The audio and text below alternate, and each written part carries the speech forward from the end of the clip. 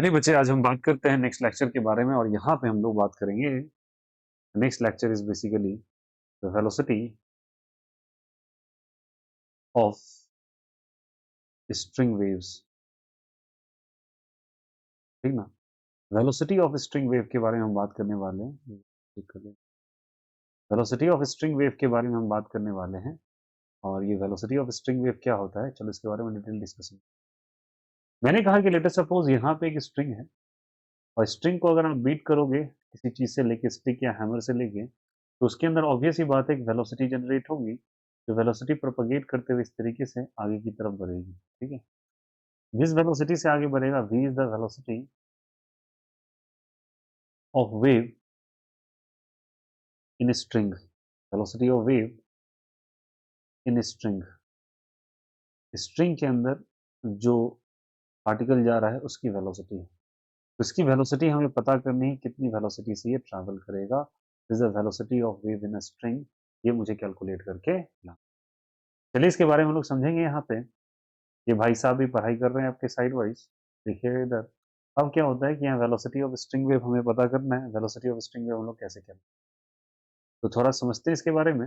Velocity of string wave क्या है कि मान के चलो जब कभी ये वेव ऐसे करके चल रहा है, let us suppose wave is propagating in such a way, तो लेट अस सपोज वेव जब जा रहा है तो होता क्या है बच्चे, रस्सी में जब वेव ट्रैवल करता है, तो रस्सी में जब वेव ट्रैवल करेगा तो ऑब्वियस सी बात है उस रस्सी में तनाव आएगा। अगर जो रस्सी में तनाव आएगा तो इस तनाव के कारण इस रस्सी में किसी प्रकार का स्ट्रेन आएगा, और जो भी स्ट्रेन होगा, स्ट्रेन के कारण इस रस्सी में या फिर स्ट्रिंग में, स्ट्रिंग मतलब रस्सी ही कह लो इसको, या फिर वायर, वायर को हम लोग स्ट्रिंग कहते हैं। इस वायर या स्ट्रिंग के अंदर आपको एक तरह का टेंशन देखने को जनरेट होता है, टेंशन देखने को मिलता है। यहाँ टेंशन टी आ जाता है। ये जो टेंशन टी आता है, इसी टेंशन को हमें कैलकुलेट करके लाना है। तो यही टेंशन टी इसमें जनरेट होगा, और इस टेंशन की मदद से हम लोग इसका वेलोसिटी कैलकुलेट करके लेते हैं। कैसे आएंगे अभी हम बाद में बात करेंगे इसके बारे में। लेकिन एक बात सुन लीजिए, जब यहाँ पे टेंशन लग रहा है तो ये हर पॉइंट पे इसके टेंशन लगेगा, क्योंकि रस्सी में तनाव आता है वेव के जनरेशन के कारण। मतलब रस्सी में अगर वेव चल रहा है तो उसमें एक तनाव आएगा, उसके अंदर टेंशन डेवलप होता है। एक इसमें इंपॉर्टेंट फैक्टर पड़ जाता है, that is called as a mu. Mu को हम लोग कहते हैं बच्चे मास डेंसिटी। रादर इसको बेहतर तरीके से कहो तो इसको हम लोग कहेंगे लीनियर मास डेंसिटी। ये क्या होता है भैया, मान के चलो ये रस्सी है, रस्सी का मास m है। रस्सी का मास क्या, जल्दी बताओ? m है। m इसका मास रिप्रेजेंट कर रहा है, और लेट अस सपोज n इसका लेंथ है। l क्या, जल्दी बताओ इसकी? तो म्यू जो होता है वो रेशियो होता है मास अपॉन लेंथ का। मास बाय लेंथ का जो रेशियो होता है, that is mu, that is given by m by l। m by l का जो रेशियो होता है इसको हम लोग कहते हैं लीनियर मास डेंसिटी। क्या कहते हैं इसको? Linear mass density. इसको हम लोग म्यू से रिप्रेजेंट करते हैं, and this is called as a linear mass density. Linear mass density कहलाता है। लीनियर मास डेंसिटी का वैल्यू कितने के बराबर है? म्यू के बराबर। म्यू का वैल्यू मास बाय क्या हो गया, जल्दी बता लो? m बाय l का जो रेशियो उसको हम लोग म्यू कहते हैं, इसे लीनियर मास डेंसिटी कहा जाता है।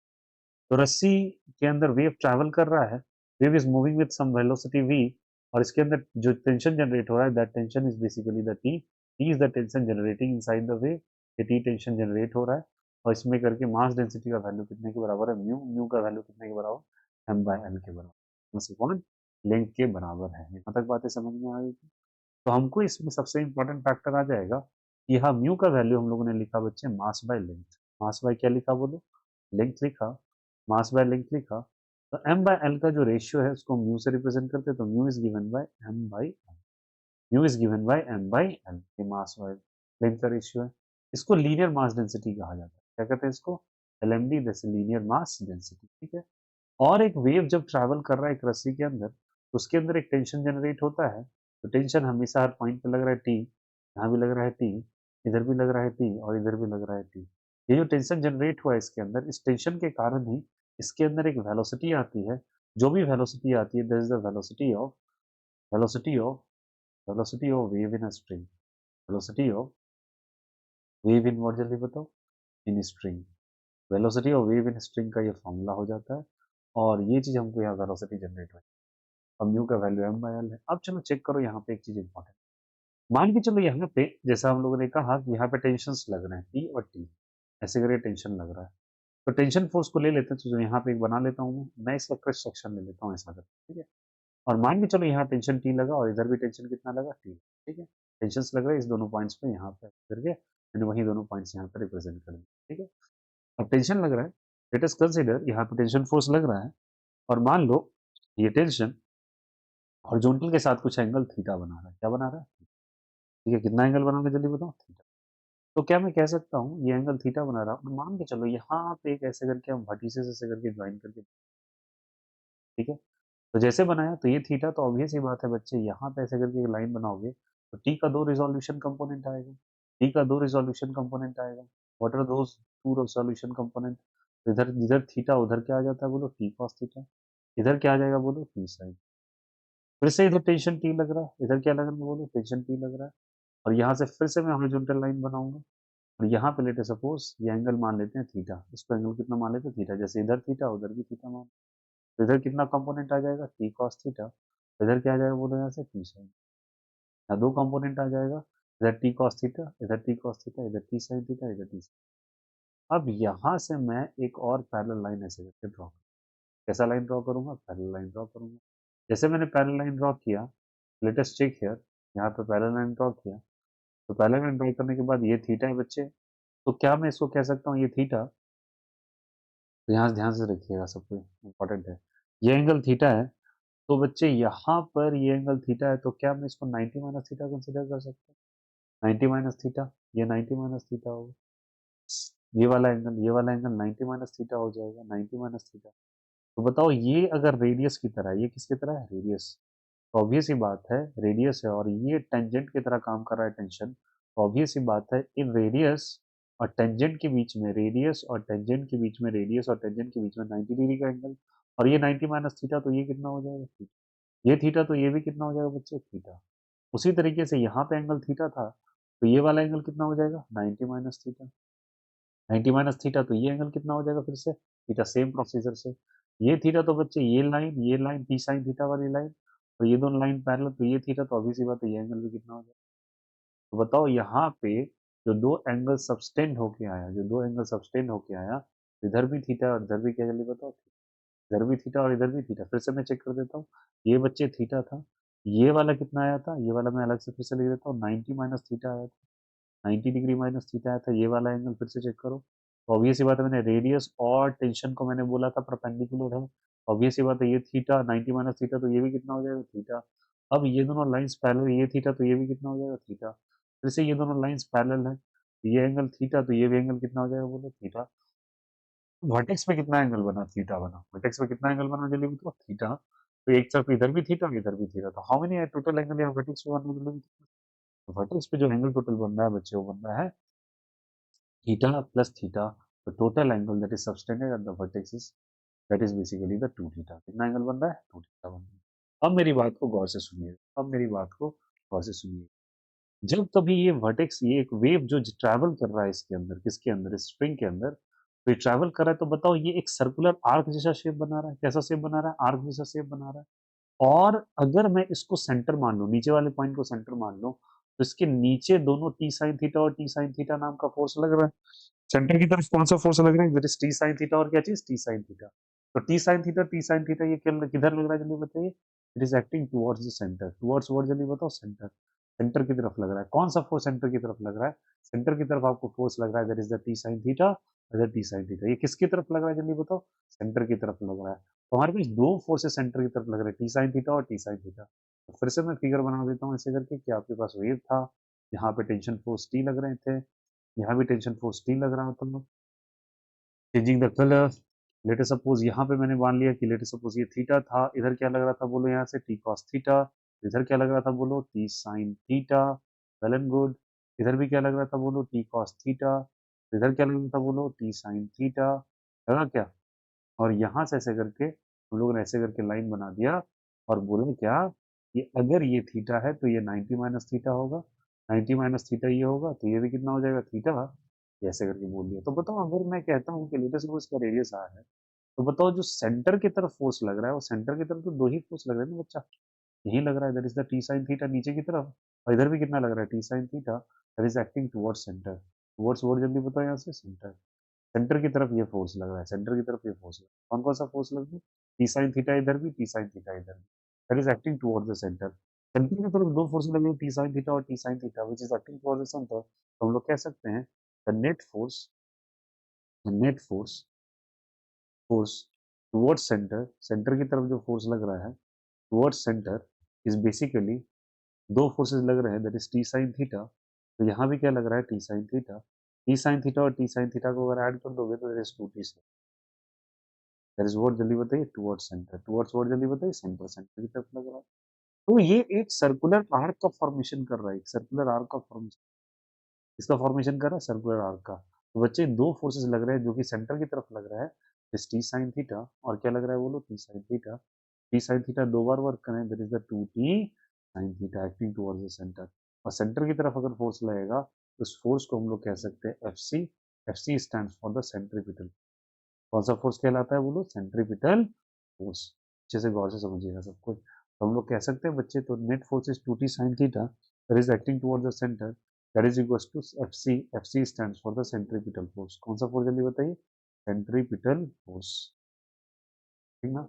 और सेंट्रीपिटल फोर्स को हम लोग क्या लिख सकते हैं टू टी साइन थीटा, तो हम लोग लिख सकते हैं यहाँ से that can be written as, मेरी बात को सुनिएगा, it is M G square by R, क्या लिख सकते हैं बोलो M G square by R. अब मेरी बात को और गौर कीजिएगा, M G square by R, तो मान लो ये वाले सेक्शन का मास m है, ये वाले सेक्शन का मास जो है वो m है, कितना है बोलो m।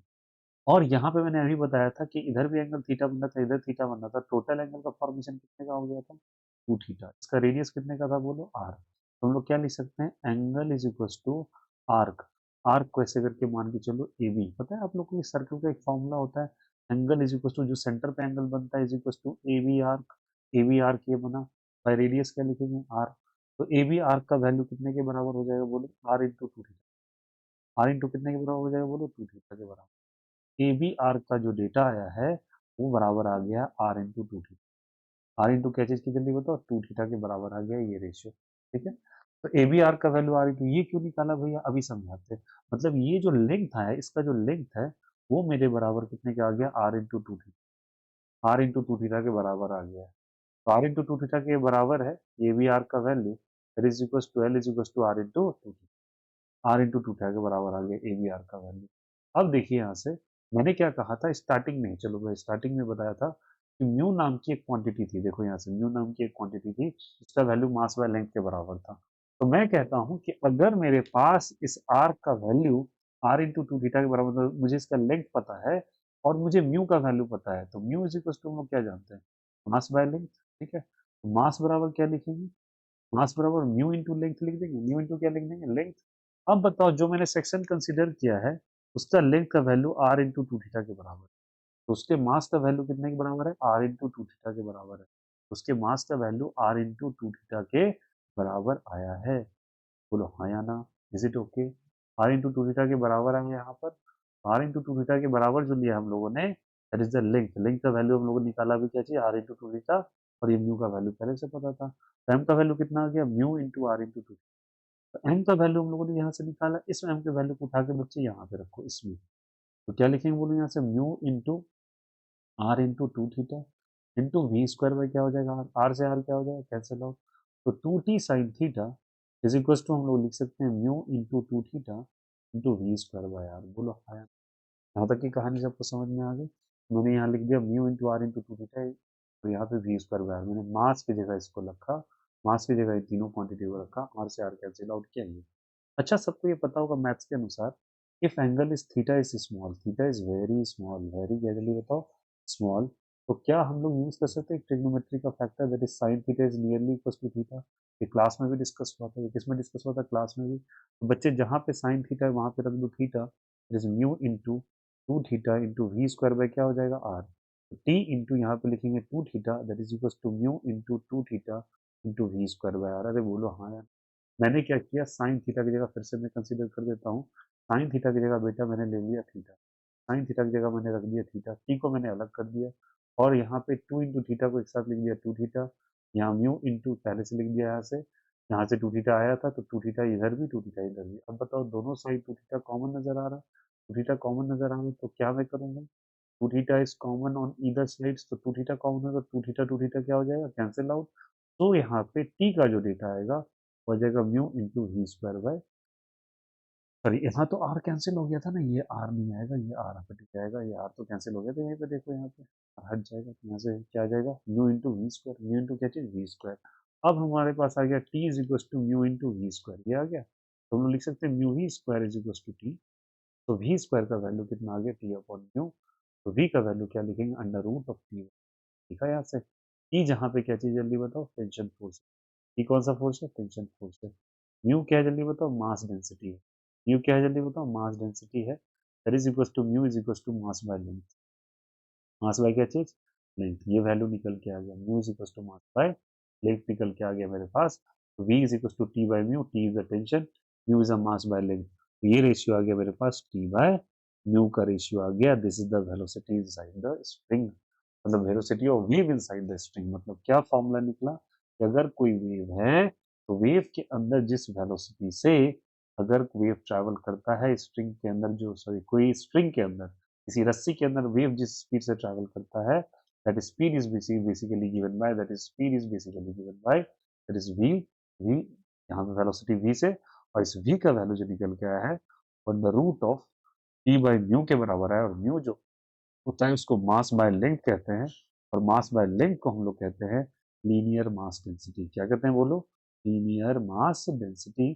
तो यहाँ से फॉर्मूला बन गया v is equal to under root of, v is equal to under root of T by mu. हमारे पास वैल्यू आ गया v is equal to of T by mu. क्या सभी को ये बातें क्लियर है क्या, v is equal to under root of क्या आ गया बताओ, टी बाई म्यू। एक बहुत शानदार फॉर्मूला निकला है।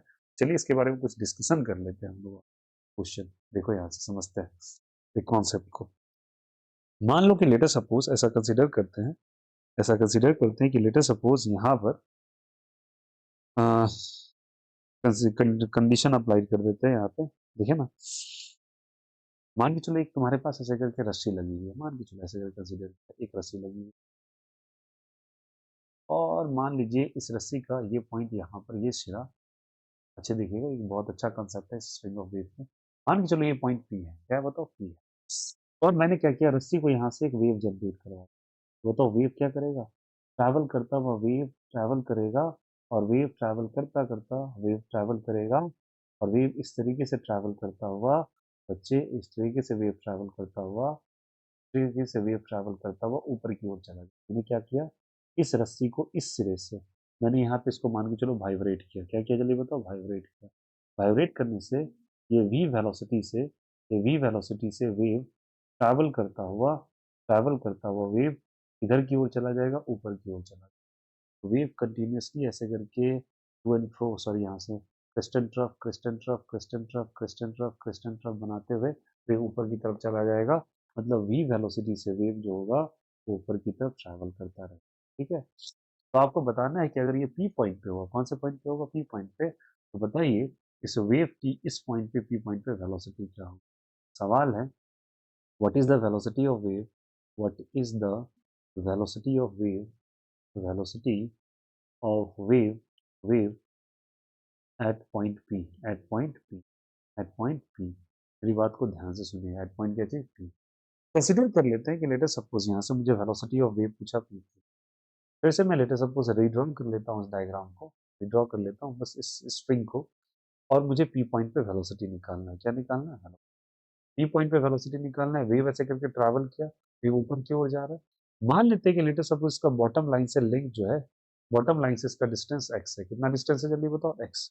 और ये वेव ट्रैवल करता हुआ पी पॉइंट पे पहुंचा, तो मुझे इसकी वेलोसिटी बतानी है। क्या बतानी है इसकी वेलोसिटी का फॉर्मूला, सुनना मेरी बात को।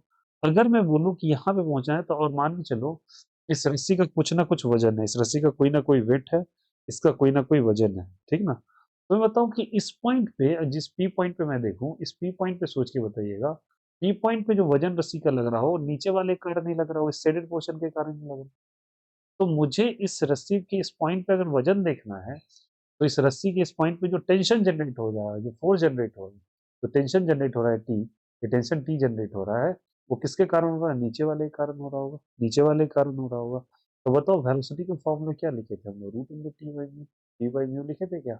अब बताओ मुझे, टी बाई म्यू टेंशन किसके कारण जनरेट हो रहा होगा, तो बच्चे टेंशन बताओ इसके नीचे, मतलब पी पॉइंट के नीचे तो रस्सी का सिरा यही है। तो मान लो इस सिरे के कारण इसके पर अंदर जो वजन लगा वो एम जी लगा, पी पॉइंट पे रस्सी के इस नीचे वाले शेडेड पोर्शन के कारण जो इसका वजन है वो मान के चलो m होगा, तो m इंटू जी लिखते हैं। और m बाय एल अभी इसको लिख के दिखाया था, m बाय एल म्यू होता है बच्चे, तो m का वैल्यू कितने के लिखेंगे, म्यू इंटू एल के बराबर लिख देंगे, म्यू इंटू किसके बराबर, एल। और बताओ यहाँ से एल का वैल्यू कितना दे रखा है, एल का वैल्यू पी पॉइंट तक कितना दिया हुआ है, एल का वैल्यू पी पॉइंट तक कितना दिया हुआ है, एक्स दिया हुआ है, कितना दिया हुआ है, एक्स। तो यहाँ पे एक्चुअली एल का वैल्यू कितने के बराबर है, एक्स के बराबर। तो एम का वैल्यू हम लोग लिख सकते हैं यहाँ पर, that is equal to mu into X. Mu into क्या लिख सकते हैं बोलो, एक्स। अब बताओ यहाँ पे जो टेंशन फोर्स लग रहा हो, कौन सा फोर्स लग रहा है, टेंशन फोर्स लग रहा होगा, वो टेंशन फोर्स इसके वजन कारण लग रहा है, वजन किधर लग रहा है, नीचे एम किधर। तो टेंशन की जगह हम लोग क्या लिखेंगे बोलो, M into ji by mu लिखेंगे क्या, और म्यू की जगह क्या लिखेंगे बोले यहाँ से, एम की जगह क्या लिखेंगे, म्यू इंटू, म्यू की जगह एम की जगह mu into x into ji by क्या लिख देंगे, म्यू, म्यू से mu cancel out, value is what जल्दी बताए, root under x into ji. What is the value of velocity, mu into x into g. मतलब यहाँ से एक बहुत शानदार कंक्लूजन निकला कि बच्चे आप जिस पॉइंट पे रस्सी के होते हैं, रस्सी के नीचे का वो सिरे, उस पॉइंट से रस्सी के नीचे का जो वजन है वो इफेक्ट डालता है कि कितना उसका स्पीड होगा। मतलब अगर आप ऊपर जाओगे तो स्पीड कुछ और होगा, और ऊपर जाओगे स्पीड कुछ होगा। मतलब यहाँ देखो गौर से, हर एक पॉइंट पे इसका स्पीड चेंज होता जाएगा, क्योंकि जैसे भी वो ऊपर ट्रैवल करेगा तो रस्सी का नीचे वाला सिरा तो बढ़ता जाएगा ना, मतलब नीचे का रस्सी का सिरा, नीचे का रस्सी, जैसे मैं इस पॉइंट पे हूँ, तो इस पॉइंट पर इसके नीचे तो यही है, इतना ही पोर्शन है, बोला है ना।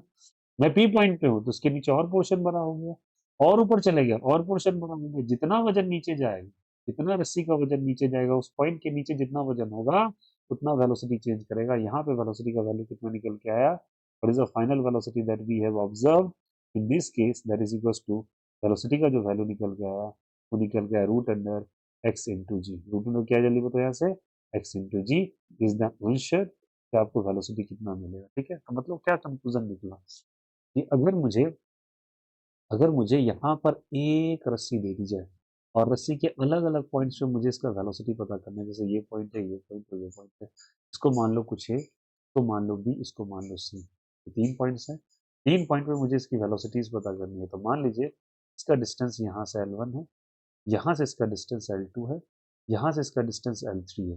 कंक्लूजन ही निकालो यहाँ से। मैं पूछता हूँ what is the velocity at A, तो क्या निकला फॉर्मूला, root under x into g. X कहाँ से डिस्टेंस लिए, बॉटम पॉइंट से डिस्टेंस लिए, बॉटम पॉइंट से डिस्टेंस लिए, तो बॉटम पॉइंट से इस पॉइंट का डिस्टेंस कितना है, L1, रूट अंडर यहाँ लिखोगे L1 into ji. What is the velocity at point B, तो लिखेंगे यहाँ से L2 इंटू जी।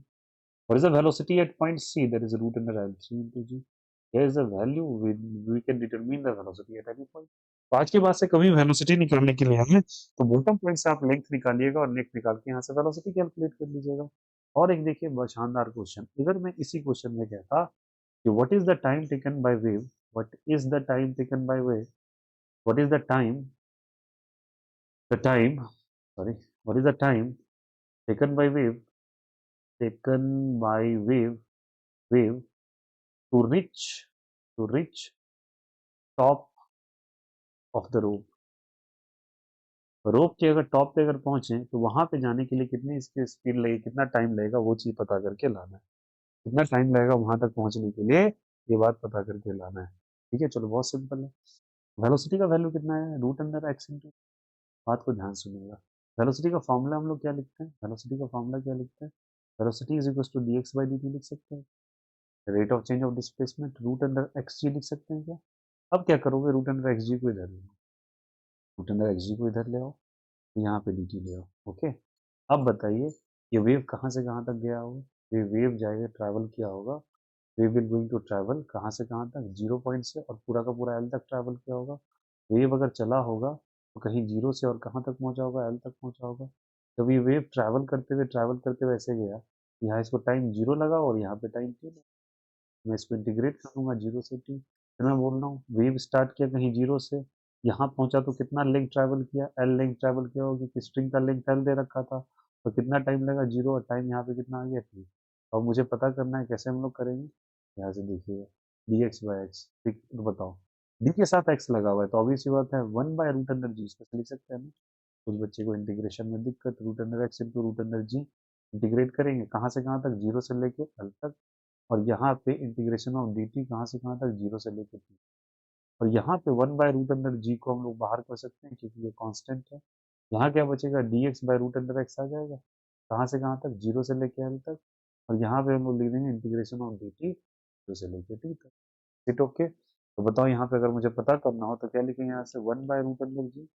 और यहाँ पे आ गया dx, 0 से लेके क्या चीज, l। सॉरी, यहाँ पे dx/√x, dx बाई क्या चीज, √x। और यहाँ आ गया dt 0 से लेके t तक। ओके, dt 0 से लेके t तक। क्या ना, इसे यहाँ 1/√g आएंगे क्या, 1/√x को हम लिख सकते हैं x की पावर -1/2 ऊपर चला जाएगा, क्योंकि √x को बेटा x की पावर 1/2 लिख सकते हैं, ऊपर जाएगा तो माइनस हो जाएगा। ये dx हो जाएगा 0 से लेके l तक का इंटीग्रेशन। तो यहाँ पे dt का इंटीग्रेशन कहाँ से कहाँ तक, 0 से t तक का। चलो सॉल्व कर लेते हैं इसको। ये बच्चे हो जाएगा 1/√g, x की पावर -1/2 प्लस 1, -1/2 प्लस 1 यहाँ पे लिखा। कहाँ से कहाँ तक, 0 से l तक। dt का इंटीग्रेशन t होगा 0 से लेके t तक। चलिए यहाँ पे हम लोग देख लेंगे। फर्दर यहाँ पे लिखेंगे 1/√g लिखेंगे यहाँ से। ये हो जाएगा x की पावर 1/2, यहाँ भी क्या हो जाएगा 1/2। कहाँ से कहाँ तक, 0 से लेके l तक। और यहाँ लिखेंगे एक बार 0 से लेके l तक। dt का इंटीग्रेशन की जगह एक बार t, एक बार क्या लिखेंगे 0। यहाँ लिखेंगे 1/√g लिखेंगे यहाँ से। यहाँ पे फर्दर हम लिख लेंगे x की जगह l पे पावर 1/2 बाई 1/2। यहाँ पे लिखेंगे 0 पावर 1/2 बाई 1/2। तो यहाँ पे लिख देंगे t। तो 0 पावर 1/2 को हम लोग फर्दर क्या लिख देंगे, 0 पावर 1/2 क्या लिख देंगे, वो तो 0। और यहाँ पे लिखेंगे फर्दर 1/√g। और यहाँ लिखेंगे 2 ऊपर चला जाएगा, 2 इंटू एल पे पावर 1/2 दैट इज t। तो it comes to be 2 into, इसको भी लिख देंगे l की जगह √l लिख सकते हैं, और पीछे से पहले से क्या है बताओ, √g that is equal to t। Time का डेटा जो निकल के आ गया मेरे पास, that is equal to 2 into √l by √g। एक बार चेक कर लीजिए, √l by √g that comes to be time का value 2 into √l by g। ये टाइम होगा ऊपर जाने, टाइम होगा ऊपर जाने का, टाइम होगा ऊपर जाने का। क्या सबको समझ में आया? कितने टाइम में ये भाई साहब पहुंचे हैं ऊपर? एक बार और सुनो, मेरी बात को ध्यान से सुनो। अगर मैं पूछता कि इसी वेव में ऐसे करके स्ट्रिंग दे रखी है, ठीक है, और स्ट्रिंग के अलग अलग पॉइंट्स में मुझे पता करना है कि मान के चलो ये लेंथ L1 है, यहाँ से that length is later suppose L2, ठीक है, और यहाँ पहुंचने का लेटर सपोज लेंथ L, ठीक है। मुझे हर एक पॉइंट पे टाइम पता करना है। मुझे लेटर सपोज अगर टाइम पता करना हो कहाँ, लेटर सपोज यहाँ पे टाइम पता करना हो, अलग अलग पॉइंट पे टाइम पता करना हो, तो हम लोग क्या करेंगे, देखो यहाँ से मुझे इस पॉइंट पे अगर टाइम पता करना, टाइम 1 का डेटा कितना जाएगा, 2 इंटू रूट अंडर बॉटम से लेंथ लेना बेटा L1 बाई जी। यहाँ का टाइम पता करना है T2 is equal to 2 into root under बोलो T2 बाई जी। तो मामला ही खत्म हो गया। T3 is equal to 2 into root under क्या हो जाएगा L3 इज आंसर। टाइम पर जाने का। क्या सबको समझ में आया? तो टाइम अलग अलग लगता है भैया, हाँ बिल्कुल अलग अलग लगता है। नीचे से ऊपर जाओगे तो वेव अलग अलग स्पीड से ट्रैवल करता हुआ ट्रैवल करता हुआ ट्रैवल करता हुआ इस तरीके से ऊपर चला जाता है। क्या सभी को ये बातें समझ में आई या नहीं आई, बोलो यार ये नो। क्या सबको ये बातें समझ में आई, कैसे जाएगा वेव? तो वेव ऐसे ट्रैवल करता हुआ ऊपर की तरफ चला जाता है, ठीक है। तो क्या speed and velocity of wave समझ में आया सभी को?